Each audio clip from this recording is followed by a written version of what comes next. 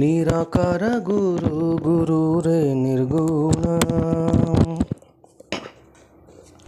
ಗುರು ಸೃಷ್ಟಿಕಾರ ಗುರು ವಿಶ್ವಂಬರ ಗುರುವಿನ ವೀಣ ನರ ನಾರಾಯಣ ಗುರು ಚರಿತಾಸೆ ಕರ ಪಾರಾಯಣ. ಎಲ್ಲ ಸ್ವಾಮಿ ಸಮರ್ಥರ ಭಕ್ತಾದಿಗಳಿಗೂ ನಿಮ್ಮನೆ ಹುಡುಗ ಸಂತೋಷ್ ಪತಂಗೆ ಮಾಡುವ ನಮಸ್ಕಾರಗಳು. ವೀಕ್ಷಕರೇ, ಸೊ ಇವತ್ತು ನಾನು ಒಂದು ಅದ್ಭುತ ಎಕ್ಸ್ಪೀರಿಯನ್ಸ್ನ ಇವತ್ತಿನ ದಿನ ನಾನು ಹೇಳಕ್ಕೆ ಹೋಗ್ತಾ ಇದ್ದೀನಿ. ಸೊ ಇವರ ಒಂದು ಎಕ್ಸ್ಪೀರಿಯನ್ಸ್ ಬಂದುಬಿಟ್ಟು ಠಾಣಾ ಜಿಲ್ಲೆಯಲ್ಲಿ ಇರ್ತಕ್ಕಂಥ ಒಂದು ಊರಿನ ಕಥೆ ಇದು. ಇವ್ರ ಹೆಸರು ರಾಣಿ ಅಂಥೇಳಿ ಇವ್ರ ಹೆಸರು. ಇವರು ತುಂಬ ಕಷ್ಟಪಟ್ಟು ಜೀವನ ಮಾಡ್ತಾಯಿರ್ತಾರೆ. ಗಂಡ ಹೆಂಡತಿ, ಒಂದು ಗಂಡು ಮಗು ಇರುತ್ತೆ. Middle class family. ಹೀಗಿರುವಾಗ ತಕ್ಕ ಮಟ್ಟಿಗೆ ಒಂದು 25 ಗ್ರಾಮು ಅಂದರೆ 2.5 ತೊಲೆ ಚಿನ್ನನ ಇವರು ಕಷ್ಟಪಟ್ಟು ಸಂಪಾದನೆ ಮಾಡಿ ಇಟ್ಟಿರ್ತಾರೆ. ಒಂದು ದಿವಸ ಏನಾಗೋಗ್ಬಿಡುತ್ತೆ, ಇವರಿಗೆ ಬೇರೆ ಊರಿಗೆ ಹೋಗುವಂಥ ಒಂದು ಸಿಚುವೇಶನ್ ಬಂದೊದಗುತ್ತೆ. ಸೊ ಅಲ್ಲಿ ಏನಾಗೋಗ್ಬಿಡುತ್ತೆ, ಆಯಿತು ಹೋಗೋಣ ಅಂತ ಹೇಳಿಬಿಟ್ಟು ಹೋಗ್ತಾರೆ. ಹೋಗುವಾಗ ಮನೆಯಲ್ಲಿ ದುಡ್ಡು, ಚಿನ್ನ ಎಲ್ಲನೂ ಅಲ್ಲೇ ಇಟ್ಬಿಟ್ಟು ಹೋಗಿರ್ತಾರೆ. ಅಂಥ ಒಂದು ಪರಿಸ್ಥಿತಿಯಲ್ಲಿ ಏನಾಗೋಗ್ಬಿಡುತ್ತೆ, ಇವರು ಹೋದ ರಾತ್ರಿಯೇ ಸಿಕ್ಕಾಪಟ್ಟೆ ಮಳೆ ಆಗಿರುತ್ತೆ, ಕರೆಂಟು ಹೋಗಿರುತ್ತೆ. ಅಂಥ ಒಂದು ಪರಿಸ್ಥಿತಿಯಲ್ಲಿ ಇವ್ರ ಮನೆ ಕಳ್ತನ ಆಗೋಗ್ಬಿಡುತ್ತೆ. ಸೊ ಇವರು 2 ಡೇಸ್ ಆದಮೇಲೆ ಮನೆಗೆ ಬರ್ತಾರೆ. ಮನೆ ಬಾಗಿಲು ಒಡೆದಿರುತ್ತೆ. ಅದನ್ನು ನೋಡಿ ಎಕ್ದಮ್ ಶಾಕ್ ಇವ್ರಿಗೆ. ಏನಾಯ್ತಪ್ಪ ಇದು? ಒಳಗಡೆ ಹೋಗಿ ನೋಡೋ ಅಷ್ಟೊತ್ತಿಗೆ ಮನೆಯಲ್ಲಿರ್ತಕ್ಕಂಥ ಚಿನ್ನ, ದುಡ್ಡು ಏನೂ ಇರಲ್ಲ. ಸೊ ಏನು ಮಾಡೋದು? ಸರಿ, ಕಂಪ್ಲೇಂಟ್ ಕೊಡೋಣ. ಕಂಪ್ಲೇಂಟ್ ಕೊಟ್ಟು ಬರ್ತಾರೆ. ಇವರಿಗೆ ತುಂಬ ದಿನಗಳಿಂದ ಸ್ವಾಮಿ ಸಮರ್ಥರ ಸೇವೆ ಮಾಡ್ಕೊಂಡು ಇರ್ತಾರೆ ಇವರು. ಇವ್ರಿಗೇನು ಒಂದು ಕ್ವಶನ್ ಕಾಡುತ್ತೆ ಅಂದರೆ, ಸಾಕ್ಷಾತ್ ಸ್ವಾಮಿ ಸಮರ್ಥ ಮಹಾರಾಜರೇ ನಮ್ಮ ಮನೆಯಲ್ಲಿ ಇದ್ದಾಗ ಈ ಪರಿಸ್ಥಿತಿ ನಮಗೆ ಯಾಕೆ ಬಂತು ಅನ್ನೋದು ದೊಡ್ಡದೊಂದು ಕ್ವಶನ್ ಮಾರ್ಕು. ಇವರು ಏನು ಮಾಡ್ತಾ ಇರ್ತಾರೆ ಅಂತಂದರೆ, ಹೇಳೋದು, ಪೂಜೆ ಮಾಡೋದು, ಒಂದು 5 ನಿಮಿಷ ಮಹಾರಾಜರ ಜಪ ಮಾಡೋದು, ಇಷ್ಟು ಇವ್ರದ್ದು ಒಂದು ನಿತ್ಯದ ಸೇವೆ ಇರುತ್ತೆ. ಆದರೆ ಏನೇ ನಡಿಬೇಕಾದರೂ ಒಂದು ಕಾರಣ ಇರುತ್ತೆ. ಸೊ ಇಲ್ಲಿ ಇವರು ಕಂಪ್ಲೇಂಟ್ ಕೊಟ್ಟು ಬರ್ತಾರೆ. ಕಂಪ್ಲೇಂಟ್ ಕೊಟ್ಟು ಬಂದು ಏನು ಮಾಡಬೇಕು ಇವ್ರಿಗೆ ಅರ್ಥ ಆಗಲ್ಲ. ಕೊನೆಗೆ ಸ್ವಾಮಿ ಸಮರ್ಥರ ಸಂಬಂಧಪಟ್ಟಂಗೆ ಒಬ್ಬರು ಹಿರಿಯರಿರ್ತಾರೆ, ಅಜ್ಜಿ ಥರ ವಯಸ್ಸಾಗಿರುತ್ತೆ ಅವ್ರಿಗೆ. ಅವ್ರ ಹತ್ರ ಹೋಗೋ ಮುಂಚೆ ಮಹಾರಾಜರ ಹತ್ರ ಇವರು ಕೂತ್ಕೊಂಡು ಕೇಳ್ತಾರೆ, ಮಹಾರಾಜರೇ ನಾನು ಆ ತಾಯಿ ಹತ್ರ ಹೋಗ್ತಾಯಿದ್ದೀನಿ, ನನಗೊಂದೇನಾದರೂ ನನ್ನ ಚಿನ್ನ ಸಿಗಬೇಕು, ನನಗೆ ಅದೊಂದು ದಾರಿ ತೋರಿಸಿ ಅಂಥೇಳಿ ಇವರು ಬೇಡ್ಕೊಂಬರ್ತಾರೆ. ಸೊ ಹೋಗ್ತಾರೆ. ಹೋದ್ಮೇಲೆ ಅವ್ರು ಏನಂತಾರೆ ಇವರಿಗೆ, 21 ದಿನದ ಸಂಕಲ್ಪ ಸೇವೆ ಮಾಡು ಅಂತ ಹೇಳ್ತಾರೆ. ಆಯಿತು ಅಂಥೇಳಿ ಅದೇನೇನು ರೂಲ್ಸು ರೆಗ್ಯುಲೇಷನ್ಸು ಎಲ್ಲನೂ ಕೇಳ್ಕೊತಾರೆ. ಕೇಳಿಕೊಂಡು ಮನೆಗೆ ಬಂದು ಘೋರ ಸಂಕಷ್ಟ ನಿವಾರಣ ಮಂತ್ರದ ಸಂಕಲ್ಪ ಮಾಡಿಕೊಂಡು 21 ದಿನ ಆ ಒಂದು ಘೋರ ಸಂಕಷ್ಟ ನಿವಾರಣಾ ಸಂಕಲ್ಪ ಮಾಡಿಕೊಂಡು ಆ ಸೇವೆ ಸ್ಟಾರ್ಟ್ ಮಾಡ್ತಾರೆ. 1 ದಿವಸ ಆಗುತ್ತೆ, 2 ದಿವಸ ಆಗುತ್ತೆ, 3 ದಿವಸ ಆಗುತ್ತೆ, 10 ದಿವಸ ಆಗುತ್ತೆ, 15 ದಿವಸ ಆಗುತ್ತೆ. ಏನೂ ಡೆವಲಪ್ಮೆಂಟ್ಸು ಕಾಣಲ್ಲ. 15ನೇ ದಿವಸ ಇವರಿಗೆ ಪೊಲೀಸ್ ಸ್ಟೇಷನ್ಗೆ ಹೋಗೋದು, ಕೇಳೋದು, ಬರೋದು. ಸೊ ಹೀಗಿರೋ ಒಂದು ಪರಿಸ್ಥಿತಿಯಲ್ಲಿ ಏನಾಗೋಗ್ಬಿಡುತ್ತೆ, ಅದೇ ಏರಿಯಾದಲ್ಲಿ ಇನ್ನೊಬ್ಬರು ಊರಿಗೆ ಹೋಗಿರ್ತಾರೆ. ಅಷ್ಟೊತ್ತಿಗೆ ಏನಾಗೋಗ್ಬಿಡುತ್ತೆ,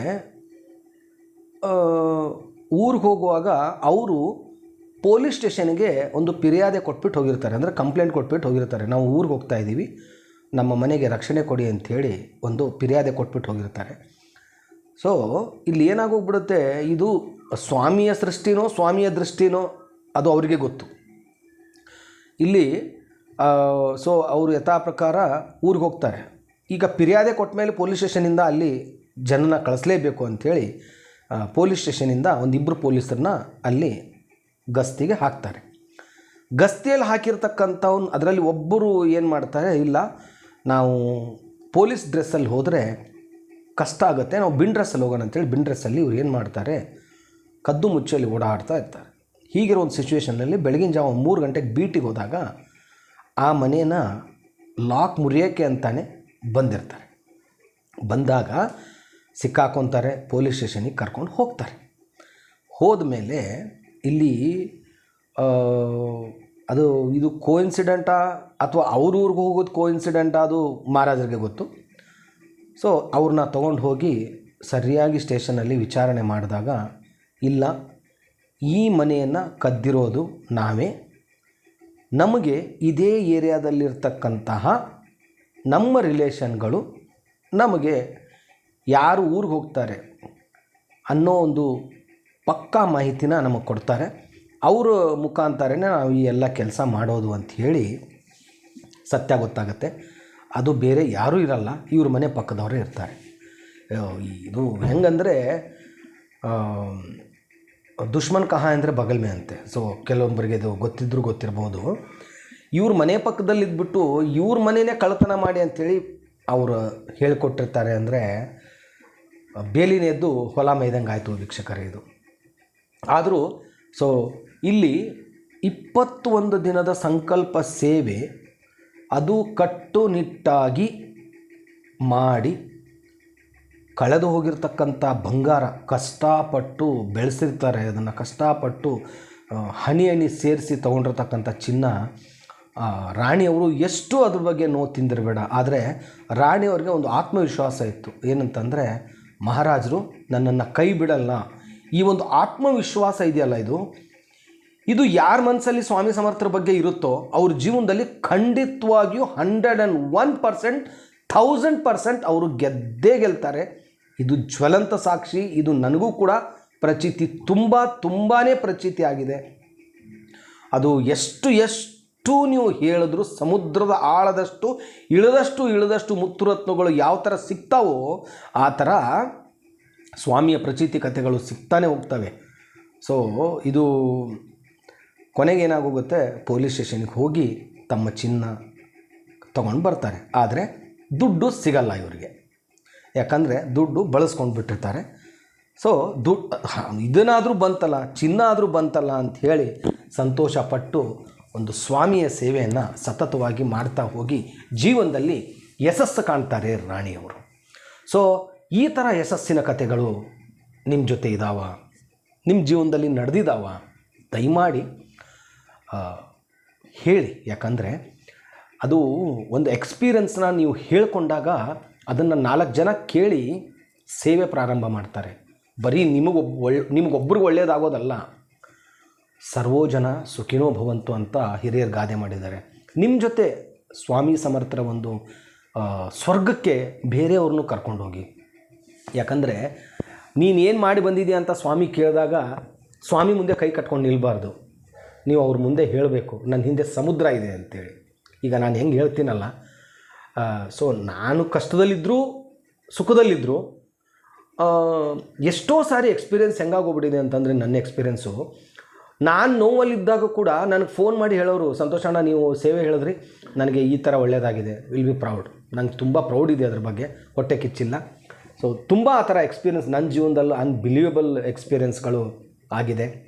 ಸೊ ಏನು ಹೇಳ್ಬೋದು ನಾನು ಅದ್ರ ಬಗ್ಗೆ, ಏನು ಹೇಳೋಕ್ಕಾಗಲ್ಲ ಅಂತ ಹೇಳ್ತಾ ಇಲ್ಲಿಗೆ ಈ ಒಂದು ವಿಡಿಯೋ ಆಡಿಯೋನ ಮುಗಿಸ್ತಾ ಇದ್ದೀನಿ. ಮತ್ತು ಒಂದು ಅದ್ಭುತವಾಗಿರ್ತಕ್ಕಂಥ ಒಂದು ಪ್ರಯತ್ನನ ನಾವು ನಾಳೆ ದಿನ ಮಾಡ್ತಾಯಿದ್ದೀವಿ. ಸೊ ಒಂದು ಮಂತ್ರ ನಾಳೆ ದಿನ ವಿಶೇಷವಾಗಿರ್ತಕ್ಕಂಥ ಮಂತ್ರ ಇದೇ ಜಾಗದಲ್ಲಿ ಕೂತ್ಕೊಂಡು ನಾವು ಟೆಲಿಕಾಸ್ಟ್ ಮಾಡ್ತಾಯಿದ್ದೀವಿ. ಇದರ ವಿಶೇಷತೆ ಏನು ಅಂತಂದರೆ, ಫಸ್ಟು ತುಂಬಾ ಅದ್ಭುತವಾಗಿರುತ್ತೆ ಈ ಮಂತ್ರ. ಈ ಮಂತ್ರದ ಬಗ್ಗೆ ನೆಕ್ಸ್ಟ್ ವೀಡಿಯೋದಲ್ಲಿ ನಾನು ನಿಮಗೆ ಡೀಟೇಲ್ಸ್ ಕೊಡ್ತೀನಿ. ಮುಂದಿನ ವೀಡಿಯೋನೂ ನೀವು ನೋಡಿ ಅಂತ ಹೇಳ್ತಾ ಇಲ್ಲಿಗೆ ಈ ವಿಡಿಯೋನ ಮುಗಿಸ್ತಾ ಇದ್ದೀನಿ. ಮತ್ತೆ ಒಂದು ಹೊಸ ಕಥೆ ತೊಗೊಂಡು ನಿಮ್ಮ ಮುಂದೆ ಬರ್ತೀನಿ. ಅಲ್ಲಿವರೆಗೂ ಶ್ರೀ ಸ್ವಾಮಿ ಸಮರ್ಥ. ಜೈ ಜೈ ಸ್ವಾಮಿ ಸಮರ್ಥ.